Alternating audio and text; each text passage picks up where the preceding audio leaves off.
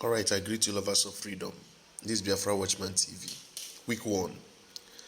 This audio here, or this video here, is the broadcast of Dr. Cho Ayaba.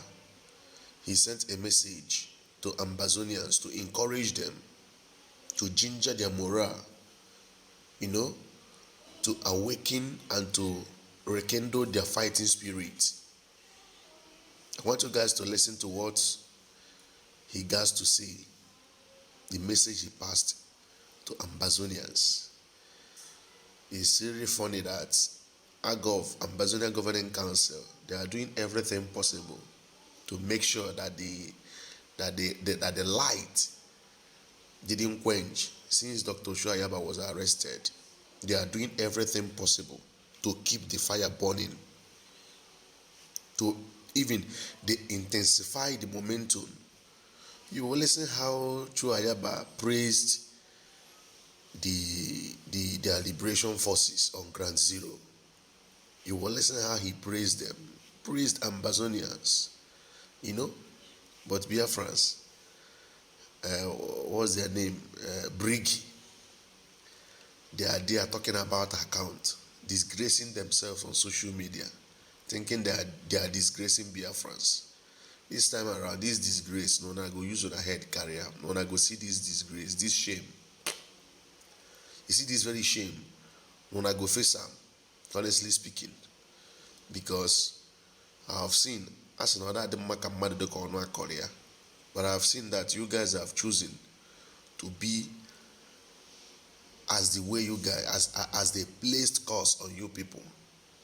You guys have chosen to replicate the curse they placed on you people. Aboroko Biafrans kunyeje abochu ao. Baba no one ochu. No na eba akobaka account. No na dia akobaka account. Very shameless people. Biafrans, I want you guys to listen to the message of Dr. Cho Ayaba. What he told Ambazonians. After listening to the message, please like, subscribe, and my fellow Ambazonians, I honor my son, General Weapon. You left your home in Manu and reported to Daddy because I called on all of you to be trained to defend the land. You fought in Manu. You were wounded there. You moved to Mezam. You grew up in the ranks in Alabukam. Defending my own village. I am honored, and that's where you fail. I also honor Bedatin, my brave soldier and commander from Bafut. I honor Rambo from Momo who fell in Meme. I honor the other 2 commanders of the barrack of General Ayaka who fell a couple of days ago. My fellow Ambazonians, accept liberation greetings from Oslo. In 5 months, it will mark exactly 8 years since the fascists stood at the airport and declared an onslaught on our people. This year also marks the 60th anniversary since the last dead tyrant Ayijo dismantled multi-party democracy in Ambazonia and established the CNU, now CPDM, that has been the driving force of totalitarian anarchy in both Ambazonia and Cameroon. It is also exactly 35 years since our people rose up in bravery, paying in blood and treasure to relaunch multi-party democracy in Ambazonia with the launch of the Social Democratic Front on the 26th of May 1995. It is also exactly 30 years since we met in Boya and launched the Southern Cameroon's Youth League on the 28th of May 1995, a movement under whose banner many have sacrificed their lives to keep our nationalism alive. My fellow Ambazonians, it is also 30 years since the Southern Cameroon's National Council sent late Prime Prime Ministers Foncha and Muna, accompanied by others, to lodge a petition at the United Nations. It is also 30 years exactly since, after the visit at the UN, the London communique was issued from London, declaring the end of the reasonable period given Cameroon by the Bamenda Proclamation to renegotiate coexistence or face zero option, which began our fight for independence. Independence restored by from Boji in 1984, proclaimed by Justice Ebong in 1999, reaffirmed by Siseko Ayuk in 2017, and has since been defended by our valiant soldiers and people since then. I honor all of you, the living. I honor the dead. I honor the jailed and exiled for their sacrifices. And I ask you not to blink. My fellow people, we are in a violent neighborhood. We are dealing with vicious systems surrounded by two countries that have committed genocide against their own people. So let me tell you something you already know. Cameroon is a mean and nasty actor. They don't care how tough you are. They will beat you to your knees and keep you there permanently. And they will forever be on the watch without mercy to ensure you never rise again. When they occupied our country 64 years ago, extermination wasn't contemplated because they believed that manipulation would get us to succumb. For effective control possible, the enemy had to completely dismantle the political institutions that ensured separate governance, the economic institutions that guaranteed survival and made future resistance possible. Then they attacked the fabric of our society to undermine the preservation of nationhood. For assimilation to work, the occupier had to take control of every aspect of our society, including the artifact of our identity. They issued their identity cards, driver's license, car documents, number plates, birth certificates, death certificates. With these artifacts, they stamped their authority and identity on us and ensured we carried it along, worshipped them, and proclaimed them. They effectively changed our identity and took control of the database. Then recruited colonial apologists and profiteers to ensure that the takeover had local heroes. They stuffed embassies abroad to proclaim Cameroonese. These tragedies put millions of Ambazonians into survival mode. We started acting Cameroonian to be accepted for purposes of survival. My fellow people, this are the enormity of the task on underfunded, under-resourced generation has to resolve, while at the same time convince those who had, by necessity, sided with the enemy that freedom is a worthy goal worth sacrificing for. Have faith, my people. The stars are aligning in our favor. Just hold the line. To our people, during the occupation of Norway by the Germans, Nodal Greek, a Norwegian poet, writer, and political activist, penned these unforgettable words. Faced by our enemies, battle is menacing. Now make your stand. Fearful your question, defenseless, open. What shall my weapon? Here is your battle plan. Here is your shield. Fit in this life of us. For our children's sake, save it, defend it. Any price you must.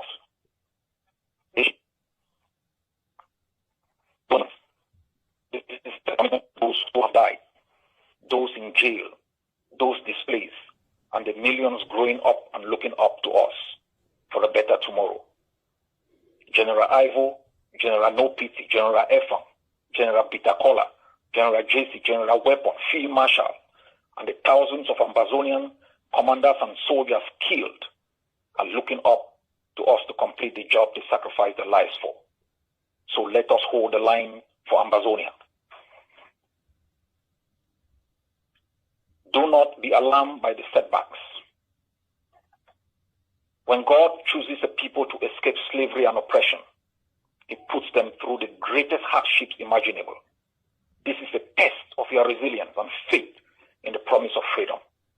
Those who easily give up on a journey are those usually weak in defending their treasure. Liberation wars are tough, my people. They are a test of will, power, and greed, especially against enemies whose survival depends on their enslavement. We have had several battlefield setbacks. Despite these setbacks, the key indicators of the resistance remain strong. We now have a full picture of the enemy's military strategy, and we are confident. Their key indicators are body counts and return to normalcy.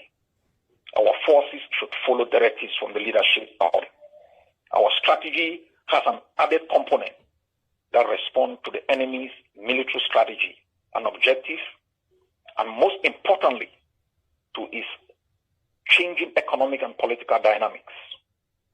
Time is on our side, so let us hold the line.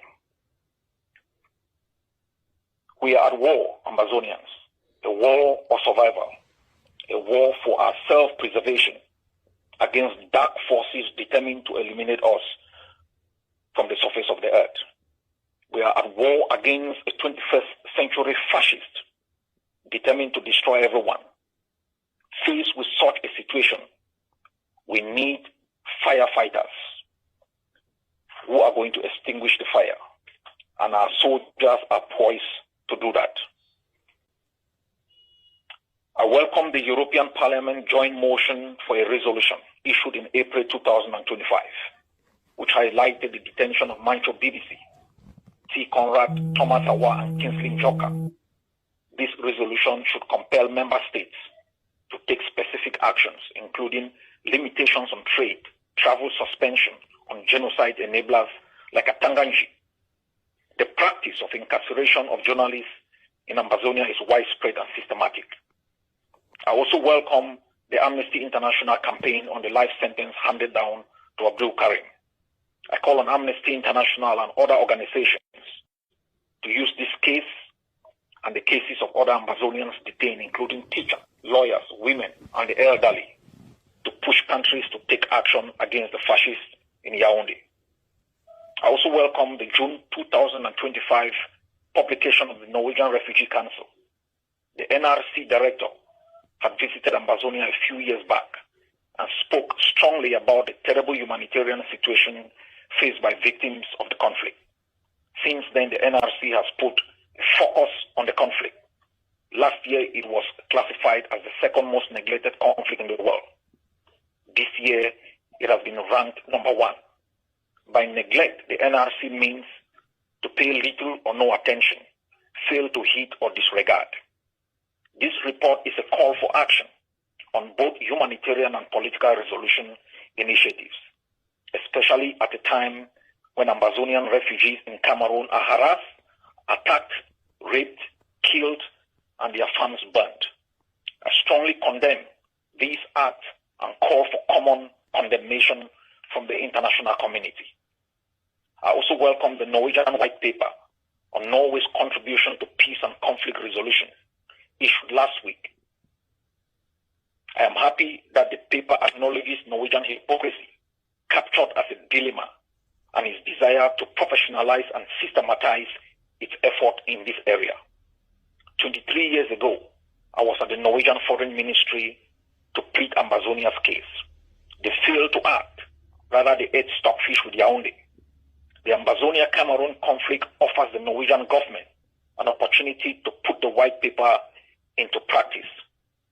The most important aspect of conflict resolution is preventive diplomacy, and I hope other countries will take the cue.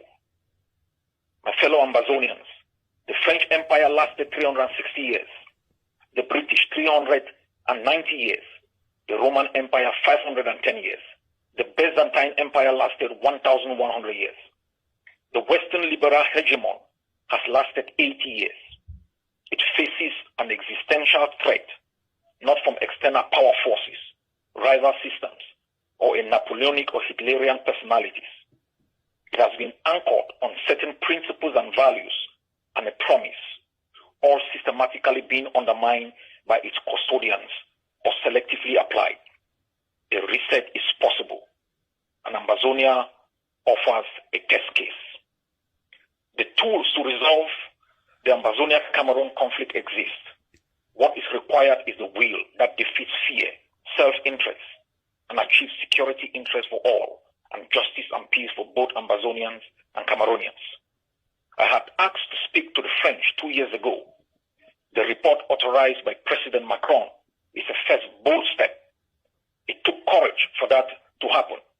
What that report unveiled is a damning indictment of how terror, including genocide, was used to sustain a tyranny that is committing the next genocide in Ambazonia. The report showed how institutions of the state, including churches of collaborators, profiteers, including the role of the press, in demonizing the UPC. These are the same tactics being employed in Ambazonia, with hired hands on social media dedicated to demonizing Ambazonian forces. So whatever the French president sought to achieve with this investigation and finding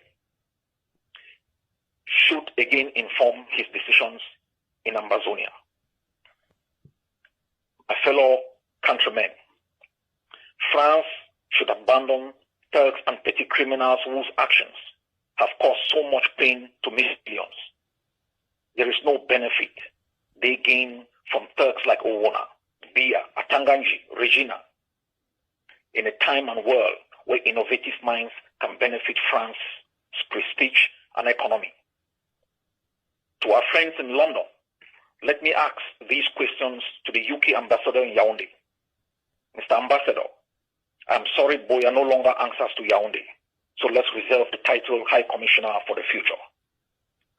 What do you think Paris would say if it was Ambazonia rolling tanks into a French state, roasting people, wiping out villages in its wake? What do you think Paris would say if tanks were to be rolled into Quebec, killing and committing massacres? What do you think Dublin's reaction will be if 1,000 homes were razed in Belfast, 2,000 arrested and moved to London and subjected to torture, even if they were IRA members? Mr. Ambassador, the UK has taken in 250,000 Ukrainians, refugees. I ask the UK to resettle Ambazonian refugees in Biafra and Nigeria. Look into the NRC report and provide funding to help the ADDs. Ambazonia is the oldest parliamentary democracy in Africa. All countries, including our Russian friends, and refuse and abandon tactics of the 20th century. I ask all of you to be bold and also offer your support to progressive forces in Cameroon to end the tyranny, thuggery, and anarchy of the band of Turks who have taken Cameroon hostage. This is a crucial year in a tumultuous world for preventive diplomacy to be put into effect. To our soldiers, I congratulate the ADF, ARF, and Bui Unity Warriors for their brazen action in Bui. There is none like you.